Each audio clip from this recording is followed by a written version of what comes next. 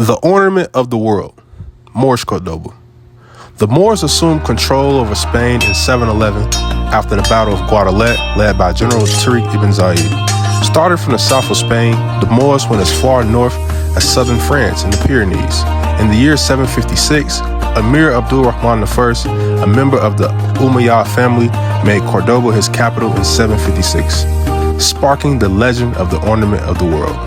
All of Andalusia was admired by the rest of the world, but in this video, our focus is on Cordoba, resembling and rivaling many of our modern cities today. Abdul Rahman I founded the Great Mosque of Cordoba, which had a scarlet and gold roof with 1,000 columns of porphyry and marble. It was lit by more than 200 silver chandeliers containing more than 1,000 silver lamps burning perfumed oil.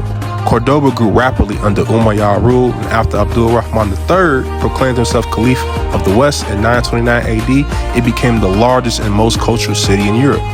Its streets were well paved and there were raised sidewalks for pedestrians. At night, one could walk for 10 miles by the light of lamps, flanked by an uninterrupted extent of buildings. This was hundreds of years before there was a paved street in Paris, France, or a street lamp in London, England. The population of Cordoba was over 1 million. There were 200,000 homes, 800 public schools, and many colleges and universities. The university in Cordoba became the most celebrated in the world. The city was renowned for its libraries, a number boasting some 400,000 volumes. Cordoba is said to have had some 20,000 bookstores, while 85% of Europe was still illiterate all the way into the 18th century, while significantly more than 50% of Andalusians could read over 700 years earlier. The Moors are also known for their skill in medicine. For 7 centuries, the medical schools of Europe owed everything they knew to Moorish research.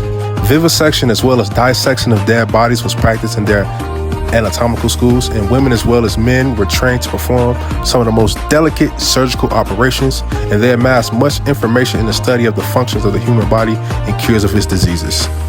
Cordoba possessed 10,000 palaces of the wealthy. Besides, many royal palaces were even surrounded by beautiful gardens. There were even 5,000 mills in Cordoba at a time when there was not even one in the rest of Europe. There were also 900 public baths at a time when the rest of Europe considered bathing as extremely sinful and to be avoided as much as possible.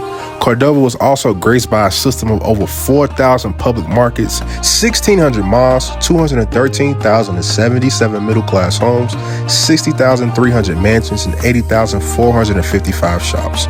Wealthier homes consisted of 2 floors, a library, gardens, and running water. Water from the mountains was distributed through every corner and quarter of the city by means of leaded pipes into basins of different shapes, made of the purest gold, the finest silver, or plated brass, as well into vast lakes, curious tanks, amazing reservoirs, and fountains of Grecian marble.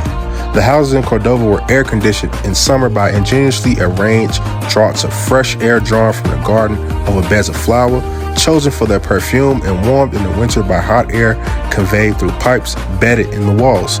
Bathrooms supplied hot and cold water, and there were tables of gold set with emeralds, rubies, and pearls. More on this to come.